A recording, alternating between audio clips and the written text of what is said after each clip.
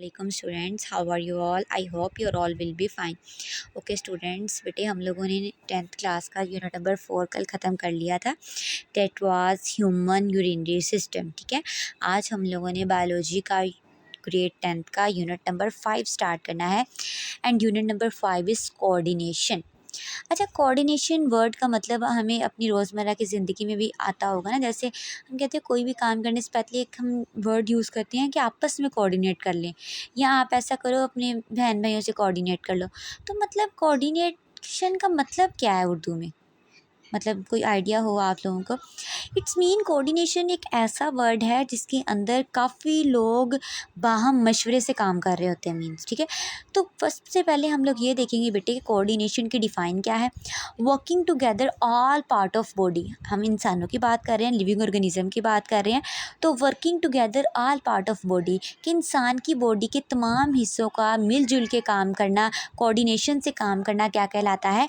Coordination. ठीक है, अब बेटे कोऑर्डिनेशन की अगर टाइप्स देखी जाए ना, तो इंसान की बॉडी के अंदर दो तरह से कोऑर्डिनेशन हो रही होती है। ठीक है, टाइप्स ऑफ कोऑर्डिनेशन, कितनी तरह से कोऑर्डिनेशन हो रही होती है इंसान की बॉडी में? दो तरह से।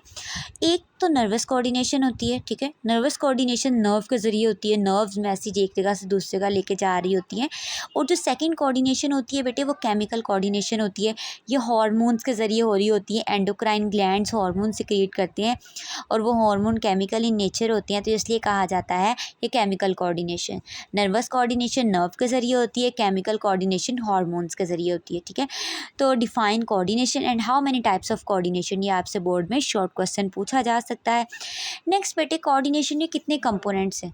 ठीक है, अगर कंपोनेंट्स की बात की जाए कोऑर्डिनेशन के, तो 5 कंपोनेंट होते हैं। First one is stimulus. Stimulus के बाद आता है रिसेप्टर, रिसेप्टर के बाद कोऑर्डिनेटर, कोऑर्डिनेटर के बाद इफेक्टर, और इफेक्टर की एंड पे हमने क्या करना होता है?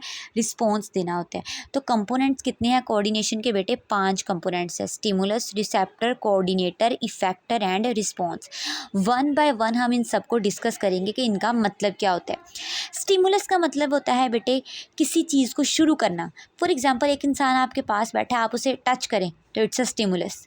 ठीक है, तो स्टिमुलस क्या है? एनी चेंज, इन्वायरमेंट के अंदर कोई भी चेंज है, वो एक्सटर्नल चेंज है, वो इंटरनल चेंज है, which initiate a response in body, जो कि किसी भी बॉडी के अंदर काम को स्टार्ट करता है। इनिशिएट का मतलब होता है स्टार्टिंग पॉइंट। ठीक है, तो स्टिमुलस हमारे पास क्या है? Starting point. स्टार्टिंग वो पॉइंट जिसके ज़रिए कोई ना कोई चेंज आना होता है। फॉर एग्जांपल देखो, आपने किसी को टच किया, हीट, साउंड, प्रेशर, ये सारी की सारी क्या है? स्टिमुलस है।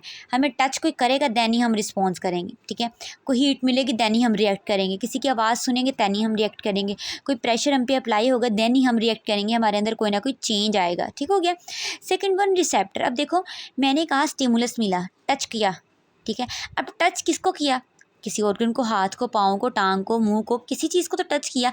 तो वो ऑर्गन जिसने स्टिमुलस को रिसीव किया, that is called receptor.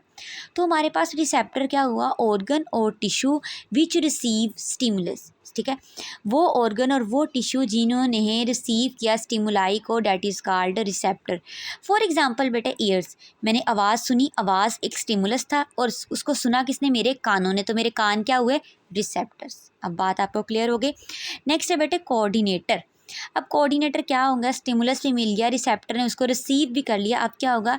After receiving information, receive information from receptor और सेंड टू पार्टिकुलर ऑर्गन। ठीक है, एक मैसेज मिला, मतलब साउंड आई, मेरे कानों ने उसको रिसीव किया, देन अब वो मैसेज भेजेंगी ब्रेन को कि इसके अकॉर्डिंग रिस्पॉन्स दो। ठीक है, for example brain, spinal cord हमारा कोऑर्डिनेटर है, उसके बाद एंडोक्राइन ग्लैंड में हार्मोन्स हमारे कोऑर्डिनेटर होते हैं। ओके, नेक्स्ट है बेटे, कोऑर्डिनेटर ने नेक्स्ट मैसेज भी भेज दिया उस ऑर्गन को जिसने रिस्पॉन्स करवाना है। तो अब नेक्स्ट इफेक्टर स्टार्ट हो जाएगा। Receive coordinator message, perform specific action. अब बेटा जब कोऑर्डिनेटर ने मैसेज भेजा ब्रेन को, ब्रेन ने फ़ौरन से इफेक्टर को कहा भाई ये मैसेज है, ये मस्त है, इसके अकॉर्डिंग अब तुमने, तुम्हारी बॉडी ने रिस्पॉन्स देना है। तो फॉर एग्जाम्पल मसल्स हमारे इफेक्टर हैं और ग्लैंड हमारे इफेक्टर। ठीक है, नेक्स्ट है रिस्पॉन्स। अब फाइनल रिजल्ट मिल जाना है, जो टच किया था या जो साउंड सुनी थी उसके अकॉर्डिंग आप रिएक्ट करोगे, तो डैट वाज योर रिस्पॉन्स। तो रिस्पॉन्स क्या है? Response is the action performed by effector on receiving message from coordinator. ठीक है, कोऑर्डिनेटर से मैसेज मिलने के बाद आपके इफेक्टर ने जो रिस्पॉन्स करवाया that is called response. For example किसी गर्म चीज़ को हाथ लग जाए, फ़ौरन से आप हाथ पीछे करते हैं, तो ये आपका फ़ौरन से हाथ पीछे करना क्या है, रिस्पॉन्स। अब आपने जो फ़ौरन से हाथ पीछे किया उसके पीछे भी बहुत सी साइंस थी, मैसेज। ठीक है, हाथ फॉर एग्जांपल गर्म पानी था या गर्म देचकी है, मैंने हाथ लगा, टच, सबसे पहले टच क्या था, स्टिमुलाई। अब मेरी उंगली को लगा तो ये मेरी उंगली क्या हुई, रिसेप्टर। ठीक है, अब ये मैसेज फ़ौरन से कोऑर्डिनेट हुआ, कोऑर्डिनेटर के बाद वो किसके पास गया, ब्रेन के पास। ब्रेन ने उस इफेक्टर को कहा भाई अब इफेक्टर के ज़रिए रिस्पॉन्स करो। इफेक्टर ने जाके वो मैसेज रिस्पॉन्स को, जिसने रिस्पॉन्स करना था उसको किया और उंगली पीछे हट गई। तो ये सारी की सारी साइंस चल रही होती है। ठीक है, for example pulling away hand from something hot. Okay, next बेटे न्यू टॉपिक स्टार्ट हो रहा है, that is neuron.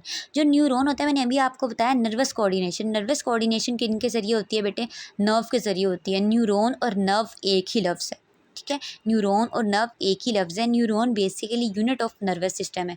Nervous system में हमारा ब्रेन और स्पाइनल कोड आते हैं। ठीक है, तो न्यूरॉन और नर्व लफ्ज़ एक ही है।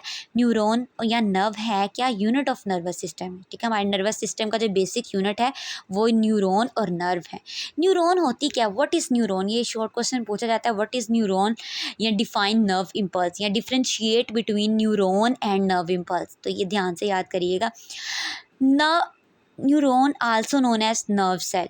ठीक है, न्यूरॉन या नर्व सेल क्या है, that transmit impulse in body in the form of nerve impulse. For example यहाँ मुझे स्टिमुलस मिला था, अब वो आगे किसके ज़रिए जाएगा, न्यूरॉन्स उसको आगे लेके जाएंगे।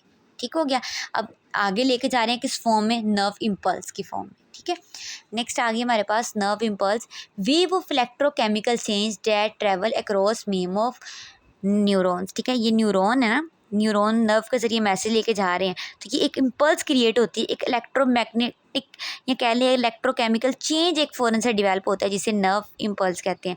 तो नर्व और नर्व इम्पल्स में डिफरेंस पूछा जा सकता है बोर्ड में शॉर्ट क्वेश्चन। ये हमारा आज का टॉपिक था। ठीक है, आज के टॉपिक से रिलेटेड अगर आपका कोई भी क्वेश्चन हो, कोई भी अगर आप लोगों की क्यूरी हो, तो काइंडली वो कमेंट में राइट डाउन कर दीजिएगा। Okay, thank you so much.